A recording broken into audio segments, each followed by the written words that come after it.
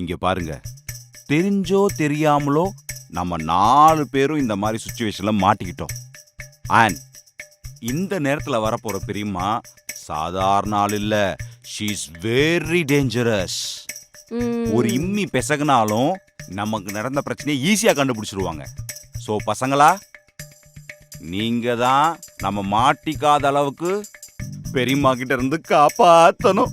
என்ன ஓகேவா? என்னடா அகில, என்ன அப்பா கோவப்படும் போது காவடியா இருக்குல்ல? ஏய் லூஸ் ஆயியா நீதான். ஆமால, பரவாயில்ல. ஆமா, பெரியம்மாவை பெரியம்மான்னு கூப்பிடணுமா இல்லை ஆயான்னு கூப்பிடணுமா? அப்பா முறைச்சுன்னு இருக்காரு, திட்டு வாங்காம இரு. கேக்குறேன், அப்படியே அமைதியா உட்காந்துருக்கீங்க.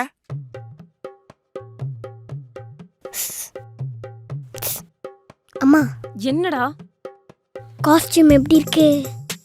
சூப்பரா இருக்கா? இந்த மாதிரி கம்ஃபர்டபுளா போடுங்கம்மா. மாறினதுக்கு அப்புறம் இந்த மாதிரி அப்பா எனக்கு நிறைய வாங்கி தர சொல்லுங்க. இப்போ ரொம்ப முக்கியமா? இந்த மாதிரி தான் பண்ணக்கூடாதுன்னு சொன்னேன்.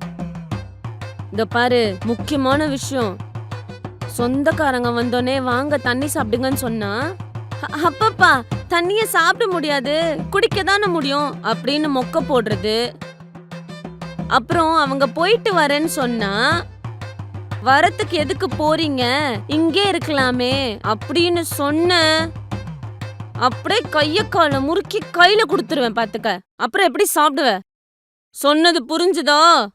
அகில், அம்மா சொன்னது புரிஞ்சுதுல? ஆழியா, அடுத்து உனக்கு தான். வர்றவங்க கிஃப்ட் ஸ்வீட்ஸ்னு நிறைய வாங்கிட்டு வருவாங்க. கொடுத்தாங்கன்னா அல்ப மாதிரி அடிச்சு கூடாது.